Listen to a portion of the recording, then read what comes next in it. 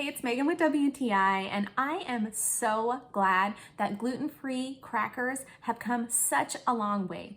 A perfect example of that are these Simple Mills garlic and herb seed flour crackers. Gluten-free crackers used to leave so much to be desired. They used to be kind of bland and brittle, or they were kind of soggy and not with a cracker texture. I cannot say that at all about these Simple Mills crackers. These are the kind of crackers that if you're using them to entertain and feed your guests at your home, that everybody will love whether they eat gluten-free or not. I think they are an excellent size for topping with different ingredients or for dipping. They are everything that I expect from a cracker. They have that perfectly satisfying crunchiness and crispiness. The garlic and herb seasoning is perfect, it's not overdone, and I also find them perfectly salted too. I find these amazing to snack on their own right out of the box, but I especially like to pair them with some cheese, some kielbasa sausage, and some fruit, and have kind of a charcuterie style lunch with them. These crackers are so